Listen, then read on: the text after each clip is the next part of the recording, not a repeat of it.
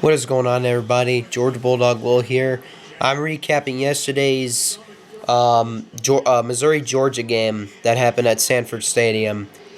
Georgia beat Missouri 30-21. Whoa, that one was a one that got me a little nervous. I was expecting a close battle between these two teams because, Missouri, they've been playing pretty solid this year. And this is only their second loss they've taken this season. So, they gave Georgia a run for their money yesterday. And all credit goes to Missouri. But then when you threw that interception by Nazir Stackhouse towards the end of the game, that really costed Missouri.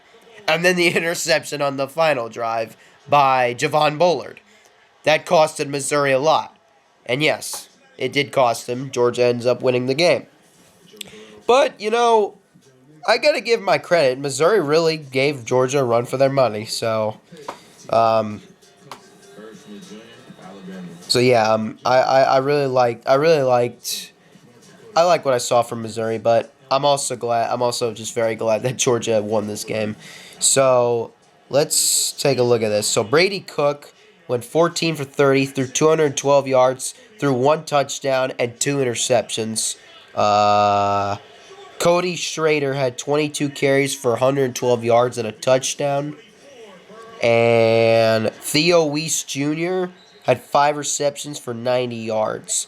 For the Dawgs, Carson Beck went 21 for 32, threw 254 yards, and threw 2 touchdown passes. Dejon Edwards had 16 carries for 77 yards. Ladd McConkey had 7 receptions for 95 yards. So, how'd the scoring go? It started off with a Peyton Woodring 33-yard field goal that gave Georgia a 3-0 lead. Then, Missouri got a touchdown. Luther Burden got a 39-yard pass from Brady Cook. Made the extra point, 7-3 Missouri. Then, Georgia took the lead back with a Dominic Lovett 6-yard touchdown reception from Carson Beck. Extra points good. Georgia leads 10-7. Then Missouri tied it with a 37-yard field goal by Harrison Mevis. They were tied entering halftime. Then in the second half, Missouri takes the lead with about 11:42 remaining in the third. Harrison Mevis makes a 42-yard field goal, puts Missouri up 13-10. Georgia takes the lead back with a 15-yard rushing touchdown by Kendall Milton. Extra points good. 17-13 Georgia. Then Oscar Delp, who is stepping up in place of Brock Bowers, gets a 5-yard touchdown pass from Carson Beck. Peyton Woodring makes the extra point. 24-13 Georgia. Then Missouri was not going to go away. They were not going to go down without a fight, as Brady Cook Cody Schrader got a ran in for a 12-yard touchdown run. Then Brady Cook passed to Luther Burden for the 2-point conversion. Georgia led by 3 points. Then Peyton Woodring made a 30-yard field goal and a 48-yard field goal, and that was the final score of the game, 30-21, Georgia over Missouri. That was too close for comfort, and I was kind of expecting it to be that way.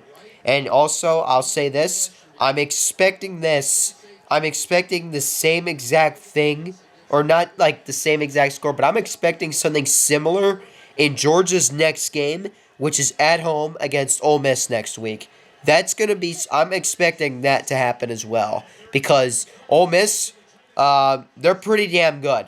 So, you never know what can happen. Also, College Game Day will be in Athens next week for that Ole Miss Georgia game, so that'll be a fun afternoon in Athens. I'm excited for that game. This was a good game. Shout out to Missouri. Y'all gave us a run for our money, but in the end, we won the game. But GG to all you. JJ Sports Coverage. I know you're a Missouri fan. GG to you, man. Y'all played your asses off yesterday. So all credit goes to. I give you guys a lot of credit for that. But Georgia's now 9-0. They pretty much have a commanding.